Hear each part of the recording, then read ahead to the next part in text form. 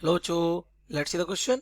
When the north pole of a bar magnet is pushed towards the coil, the pointer in the galvanometer deflects. Figure one देखो, figure one में ही दिख रहा है, pointer deflect कर रहा है जब ये नॉर्थ पोल किधर towards the C1 मूव किया जा रहा है. So that it's it is the relative motion between the magnet and coil that is responsible for the generation of electric current in the coil. इसमें ये चीज ये show कर रही है, क्या शो कर रही है कि इसके लिए ये रिलेटिव मोशन ही रिस्पॉन्सिबल है कि इस वाली कॉइल में क्या आ गया, करंट आ गया. आप आफ्टर देखिए इन फिगर सेकंड में क्या हो रहा है, the bar magnet is replaced by a second coil C2 connected to a battery. देखिए ये रहा, ये C2 है, बैटरी से कनेक्टेड है, हमने बार मैग्नेट रिप्लेस कर दिया.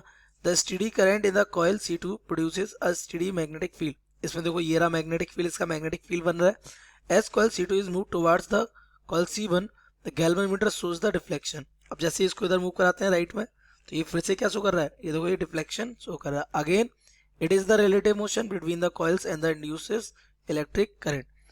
फिर से वही वाला लॉजिक हमारा क्या है, यहाँ से रिजल्ट क्या आ रहा है कि ये रिलेटिव मोशन है, इसकी वजह से इसमें इंड्यूस करंट आ रहा है. तो क्वेश्चन क्या पूछ रहा है, the change in magnetic flux. Option है decreases the radius of coil C1 to half the initial radius. Option B induces EMF in the C1.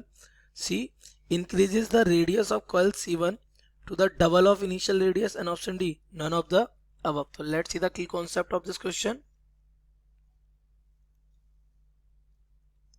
The key concept of this question is beta Faraday's law. Faraday law क्या कहता है, whenever there is a change, magnetic flux नहीं होना चाहिए, क्या होना चाहिए, change in magnetic flux linked through a coil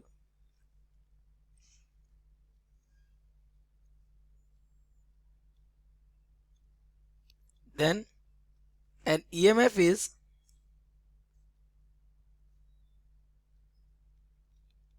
induced in that coil. उस कॉइल में क्या इंड्यूस हो जाएगा, EMF इंड्यूस हो जाएगा. किसने बोला था, फैराडे ने बोला था. तो EMF इंड्यूस होगा, और ये EMF हमारा गिवन होता है rate of change of magnetic flux with respect to time. और ये माइनस साइन क्या रिप्रेजेंट करता है, डायरेक्शन. ये किसकी वजह से, it is due to the Lenz law, जो क्या बताता है, डायरेक्शन ऑफ इंड्यूस्ड EMF. फिलहाल हमारा क्वेश्चन ही कर रहा था चेंज इन मैग्नेटिक फ्लक्स. तो देखिए आपको देखा चेंज इन मैग्नेटिक फ्लक्स क्या इंड्यूस कर देता है, EMF इंड्यूस कर देता है. तो यहाँ से अगर आप देखेंगे तो हमारा दोनों केस में ही, पहला केस ये रही हमारी कॉइल C2, ये हमारा कौन है, C1 है सॉरी. और यहाँ पे हमने क्या रखा था, मैग्नेट. ये नॉर्थ था, ये साउथ था, इसका मैग्नेटिक फील्ड था, फ्लक्स भी था. और दूसरे वाले केस में हमने क्या रखा है, यहाँ पे इसमें क्या लगा रखा है, हमने गैल्वेनोमीटर लगा रखा है. और यहाँ पे हमने क्या लगा रखा है, गैल्वेनोमीटर. दोनों C2 C1 ही है. इसके लिए हमने यहाँ क्या रखी थी, एक कॉइल जिसमें क्या लगी हुई थी, एक बैटरी. ये इसका भी क्या मैग्नेटिक फ्लक्स था. पॉइंट ये है कि जब हम मोशन करा रहे तो फ्लक्स इससे क्या हो रहा था, चेंज हो रहा था. जब इससे फ्लक्स चेंज होगा तो हमारे कॉन्सेप्ट के अकॉर्डिंग उसमें क्या इंड्यूस हो जाएगा, EMF इंड्यूस हो जाएगा. तो induces EMF in coil C1. Option B will be correct. So the correct option